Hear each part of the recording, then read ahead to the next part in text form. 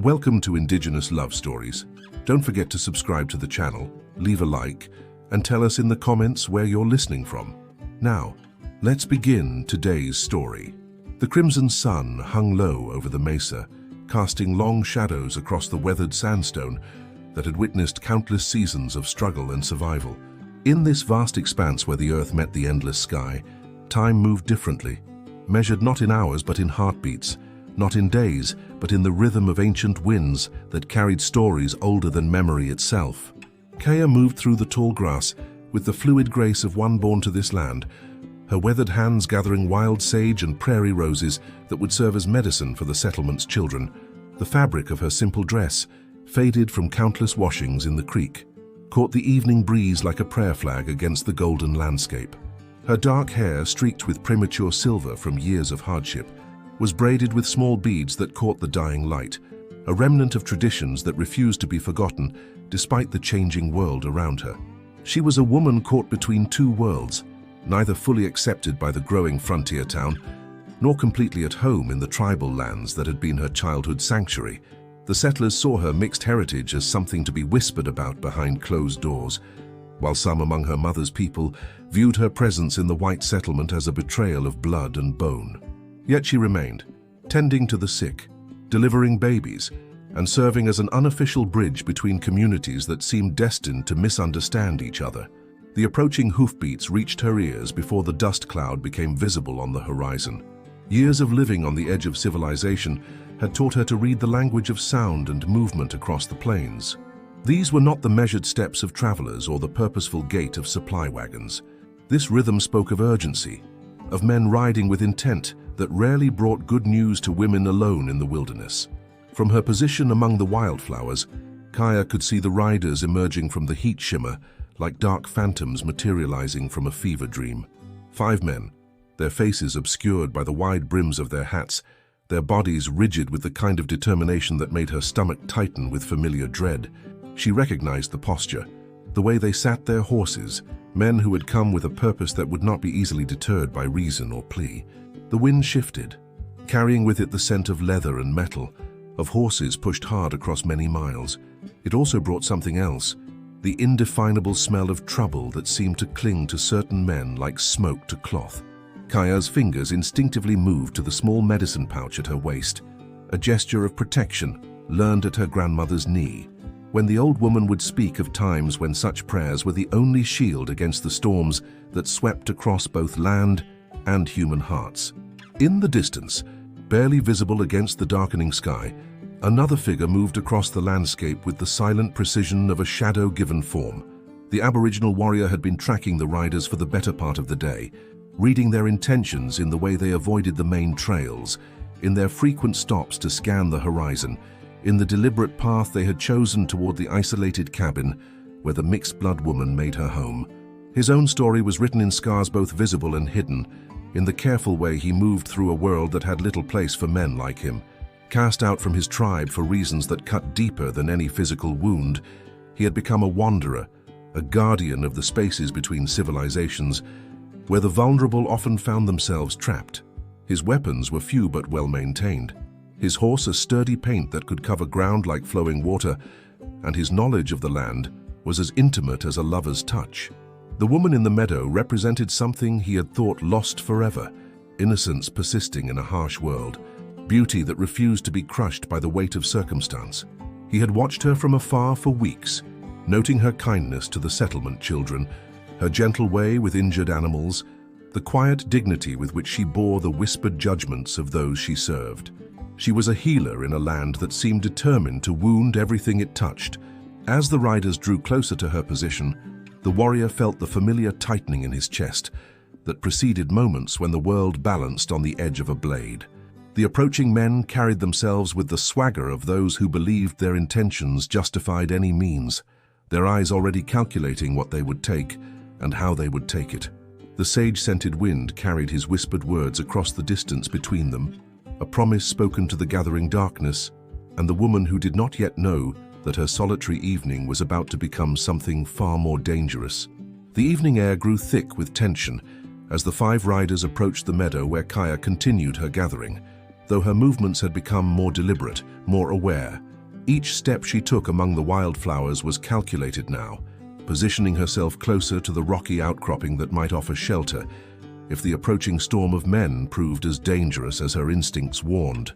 The lead rider was a man whose presence seemed to darken the very air around him, broad-shouldered and thick through the middle, with the kind of confidence that came from years of taking what he wanted without consequence. His companions flanked him in a formation that spoke of practiced intimidation, their hands resting casually near their weapons in a display meant to communicate their readiness for violence without the need for words.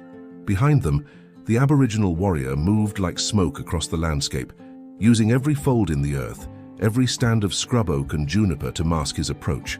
His paint horse stepped carefully, avoiding loose stones that might betray their presence with sound. The warrior's dark eyes never left the riders, reading their body language, anticipating their next moves with the skill of one who had survived by understanding the predatory nature of certain men. Kaya's basket was nearly full now, but she made no move toward her small cabin that sat nestled against the base of the red rock formation. Something in the way the riders approached told her that reaching her home would offer no sanctuary. Indeed, it might only trap her in a place with fewer options for escape.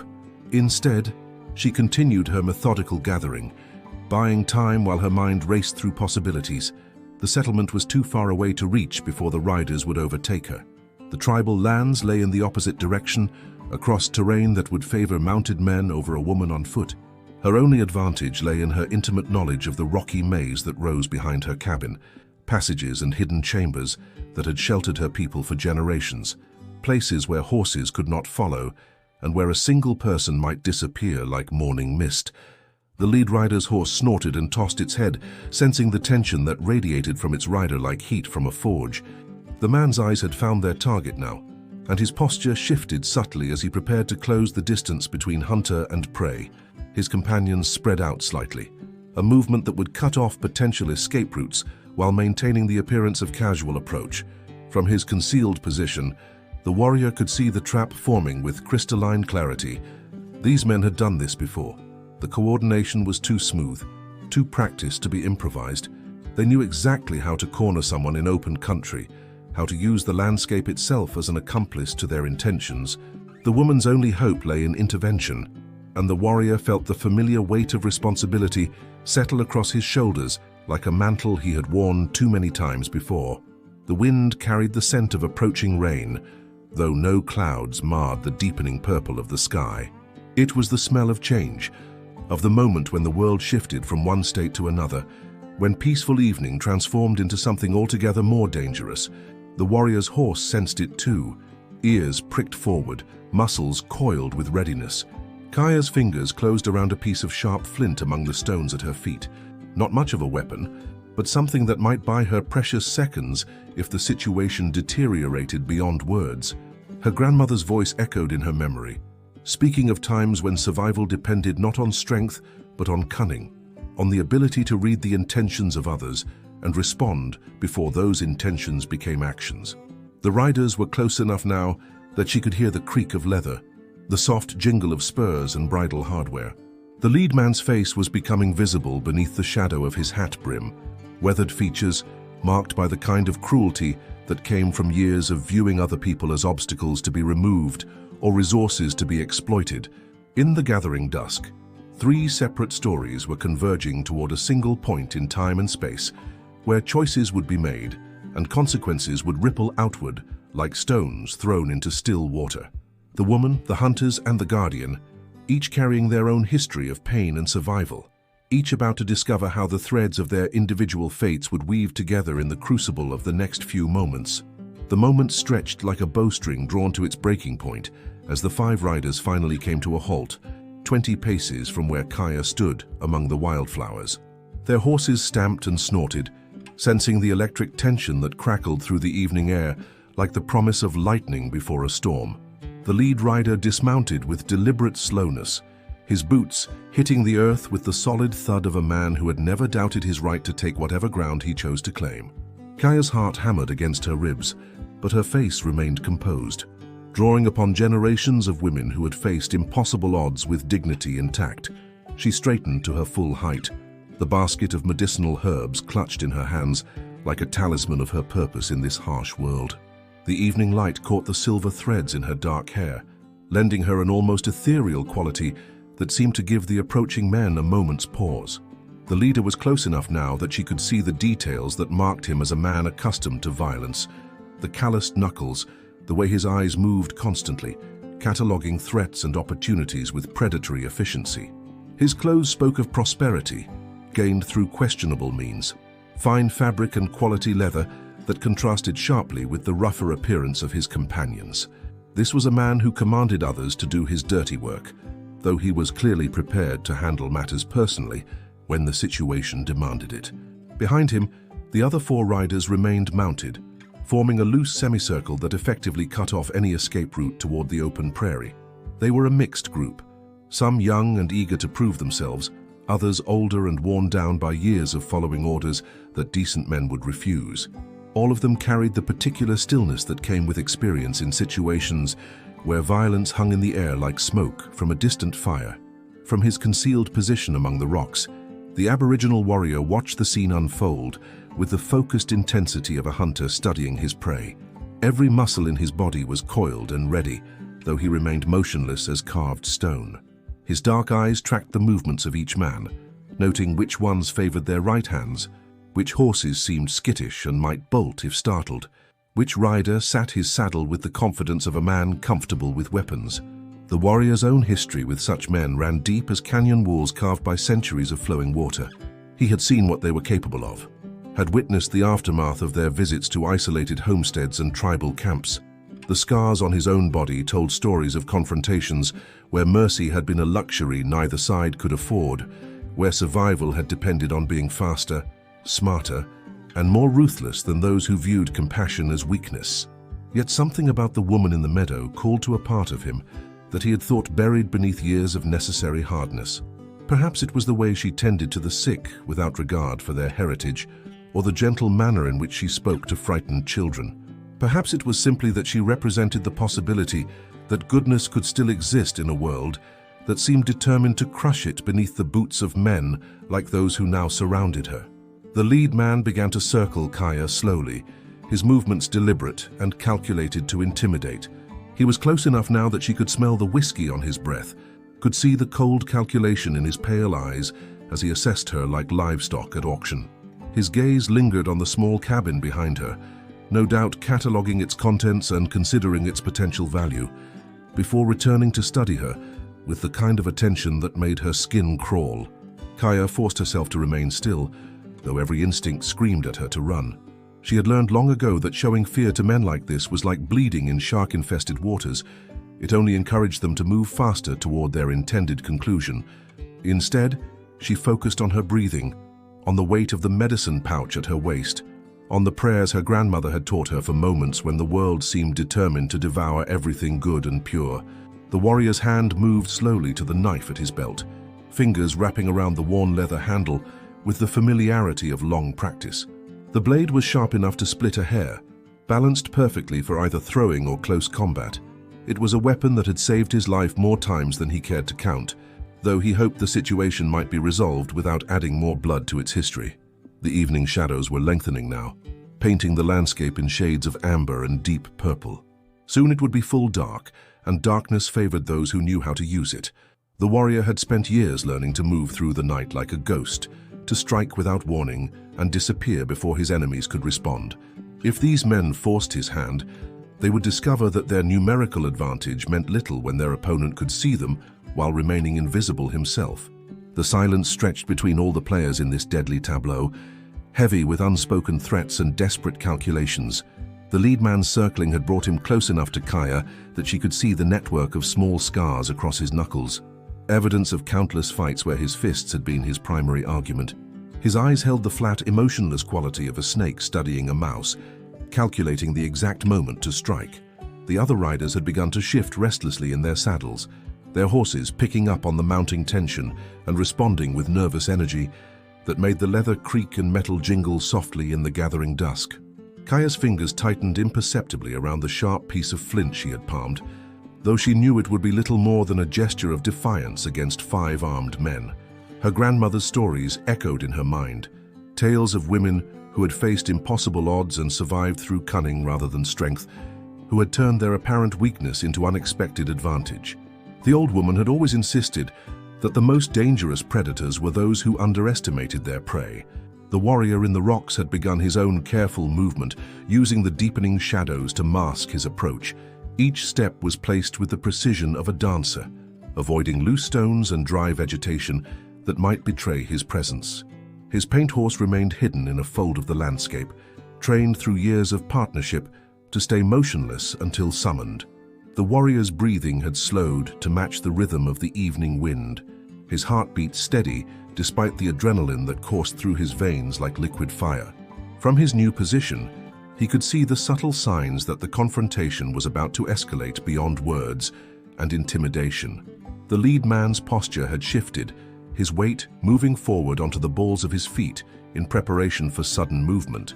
Two of the mounted men had allowed their hands to drift closer to their weapons, while another had begun to edge his horse toward the rocky outcropping that might offer Kaya shelter, cutting off her most obvious escape route.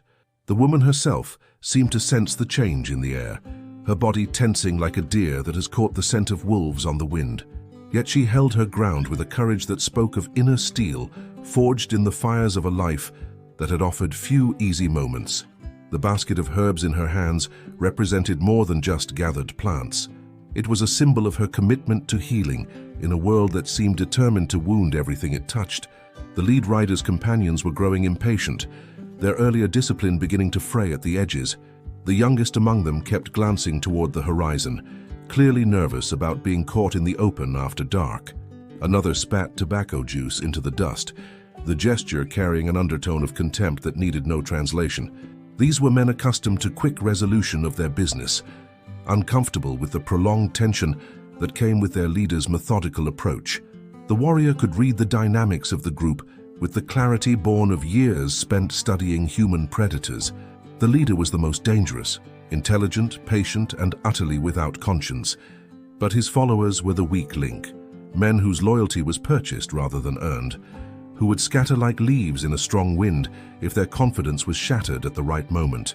A red-tailed hawk circled overhead, its cry piercing the heavy silence like a blade through silk. The sound seemed to galvanize something in the lead man, as if the bird's call had been a signal he had been waiting for. His hand moved with casual deliberateness toward the knife at his belt. The gesture meant to communicate his intentions without the need for crude threats. Kaya's eyes flicked toward the rocky maze behind her cabin, calculating distances and angles with the desperate precision of someone whose life might depend on making the right choice in the next few heartbeats. The warrior saw her glance and understood. She was preparing to run, though they both knew that flight alone would not be enough against mounted pursuers. The moment balanced on a knife's edge, all the players in this deadly drama poised for the explosion of violence that seemed as inevitable as the coming darkness. The warrior's muscles coiled like springs, his mind already mapping the sequence of movements that would give him the best chance of evening the odds before Kaya's courage and his own skills were put to their ultimate test. The tension that had been building like pressure in a sealed vessel finally reached its breaking point when the lead man took another deliberate step toward Kaya, his intentions now unmistakably clear in the predatory gleam of his eyes. The basket of herbs slipped from her suddenly nerveless fingers, scattering prairie roses and sage across the dusty ground, like offerings to whatever spirits might be watching over this desolate confrontation. In that instant of scattered flowers and falling light, the Aboriginal warrior made his choice. He rose from the rocks like a shadow given substance, his movement so fluid and silent that for a heartbeat he seemed more spirit than man.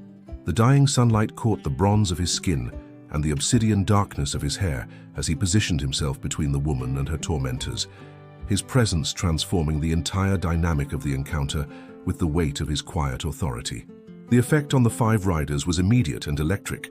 Horses shied and snorted as their riders jerked in surprise, hands flying to weapons with the reflexive speed of men who had lived too long on the edge of violence.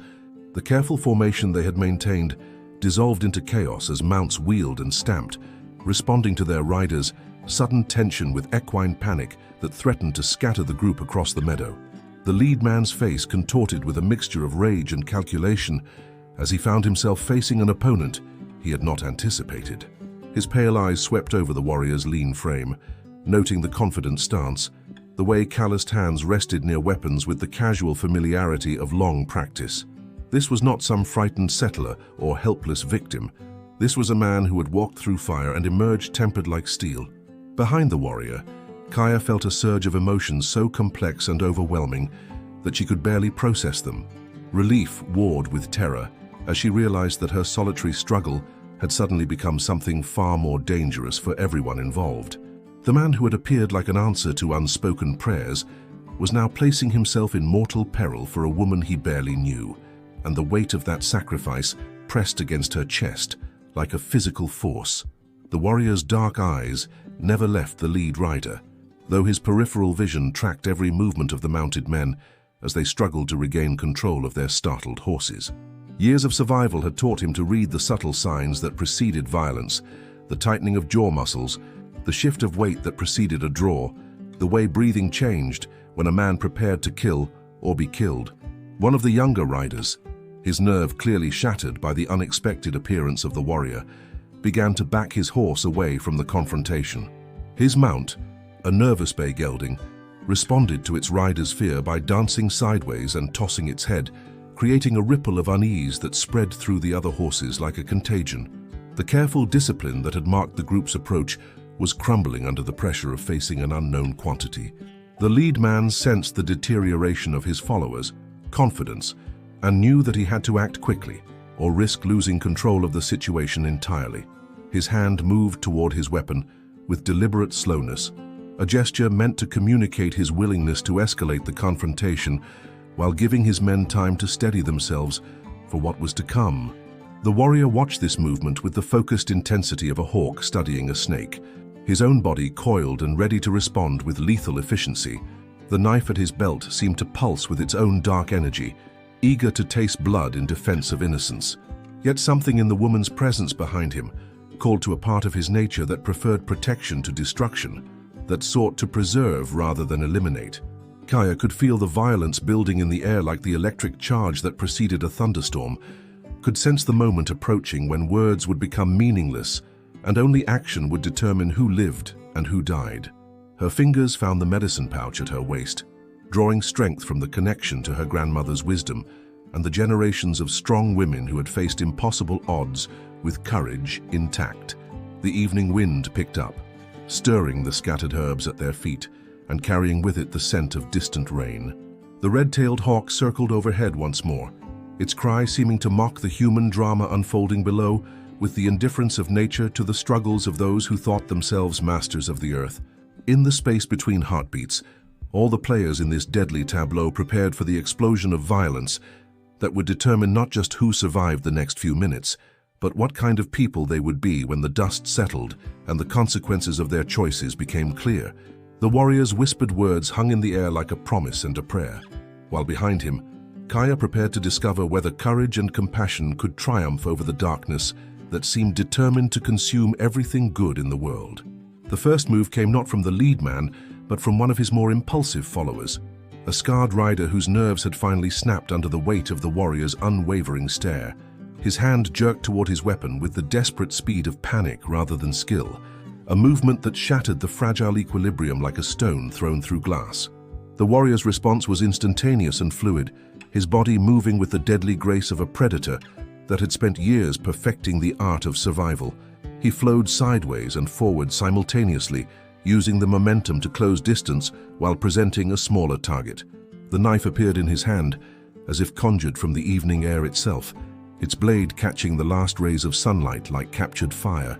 Chaos erupted across the meadow as horses reared and plunged, their riders fighting to maintain control while trying to bring weapons to bear on a target that seemed to dance between shadows. The careful formation that had given the 5 men their advantage dissolved into a maelstrom of confused movement and shouted curses that echoed off the surrounding rocks like the cries of damned souls. Kaya pressed herself against the stone outcropping, her heart hammering as she watched the warrior move through the melee with supernatural skill.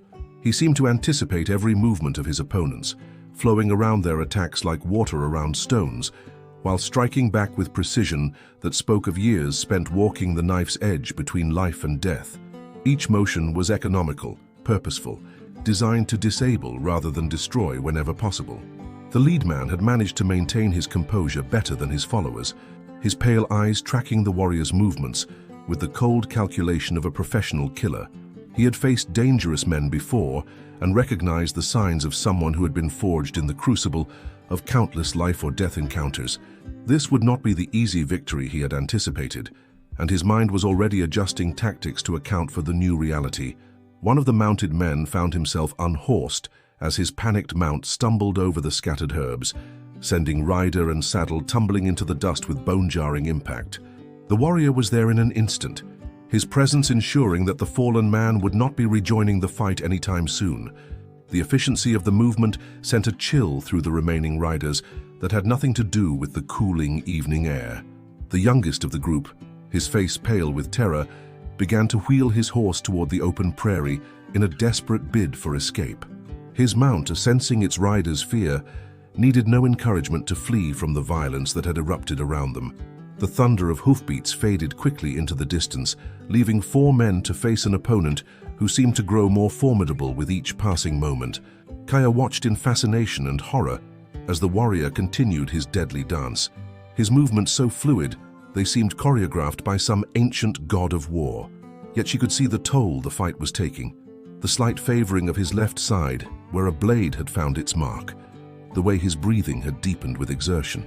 He was magnificent and terrible, a force of nature given human form, but he was still mortal flesh facing impossible odds. The lead man finally made his move, advancing with the measured pace of someone who understood that patience was often the difference between victory and defeat. His weapon gleamed dully in the fading light, its edge honed to razor sharpness by years of careful maintenance. This was a tool that had tasted blood many times before and hungered for more. The warrior sensed the shift in the battle's rhythm, the way the remaining opponents were beginning to coordinate their attacks with the desperate efficiency of cornered animals. His dark eyes found Kaya's for just an instant, and in that brief connection she saw something that made her breath catch. Not fear for his own life, but concern for hers, a willingness to sacrifice everything to ensure her safety. The evening wind carried the scent of approaching storm clouds, though the sky remained clear overhead. It was the smell of change, of the moment when the world shifted from one state to another, when the outcome of their struggle would be decided by courage, skill, and the favor of whatever spirits watched over those who fought for something greater than themselves. The confrontation reached its crescendo as the lead man closed the distance with predatory patience, his weapon weaving hypnotic patterns in the air that spoke of decades spent perfecting the art of violence. The warrior met his advance with the fluid grace of someone who had learned to read death in the subtle shift of an opponent's weight, the telltale tightening of muscles that preceded a killing strike.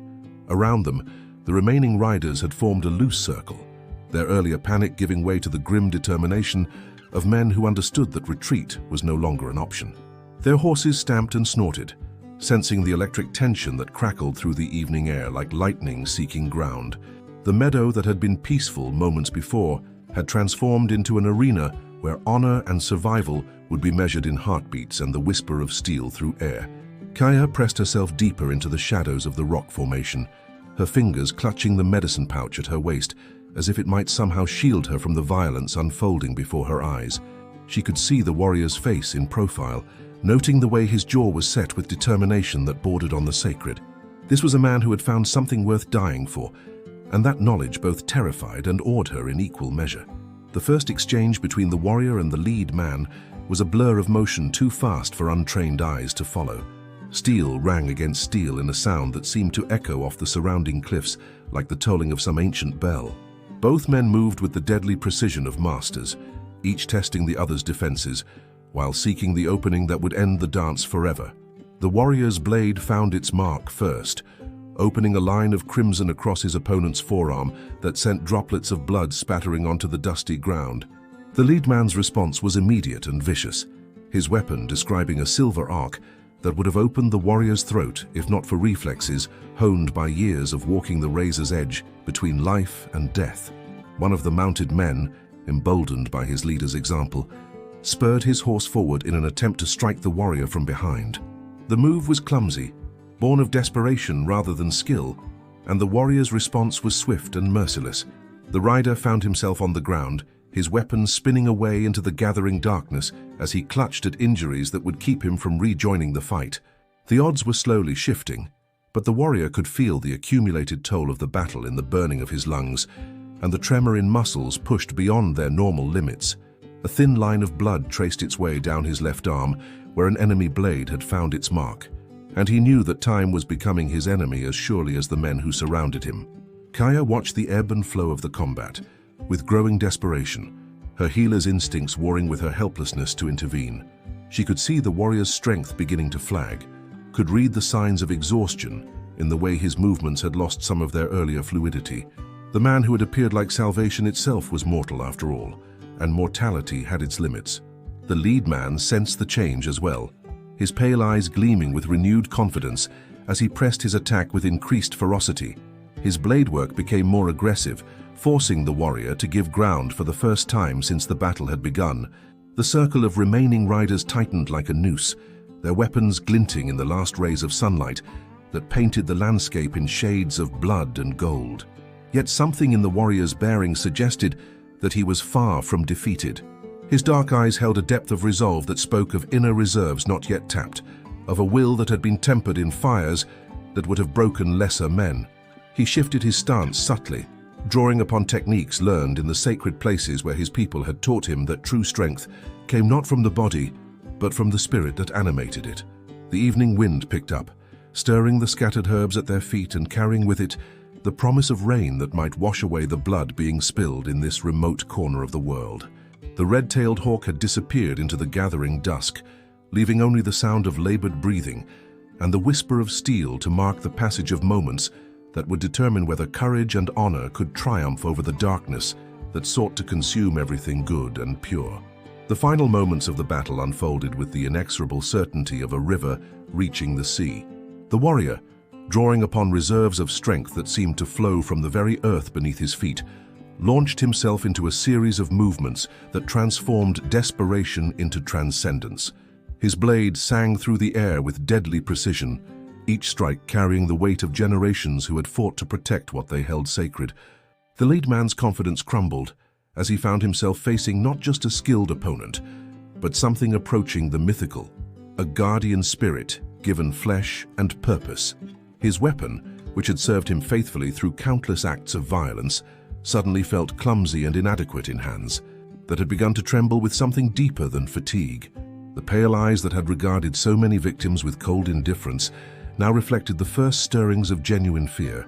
One by one, the remaining riders found themselves overwhelmed by an opponent who seemed to anticipate their every move. The warrior flowed between them like smoke given substance, his presence everywhere and nowhere, striking with surgical precision before melting back into the gathering shadows. Those who could still move began to retreat, their earlier bravado replaced by the primal instinct for survival that overrode all other considerations. Kaya watched in amazement as the tide of battle turned decisively in favor of the man who had risked everything to protect her. Yet her healer's heart ached as she saw the price he was paying for his heroism, the way he favored his wounded side, the crimson stains that marked his clothing like badges of sacrifice. Victory was within reach, but it was being purchased with blood and pain that would leave scars both visible and hidden.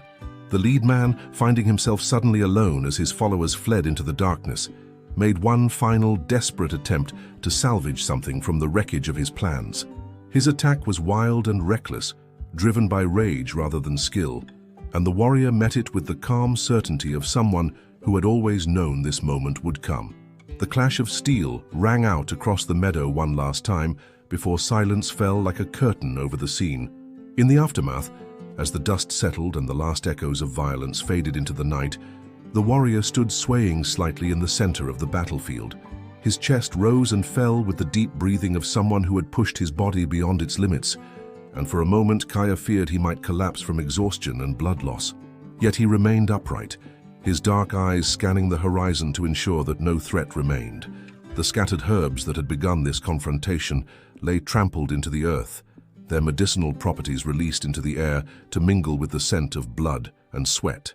It seemed fitting somehow, healing and violence intertwined in the eternal dance that had marked human existence since the first dawn.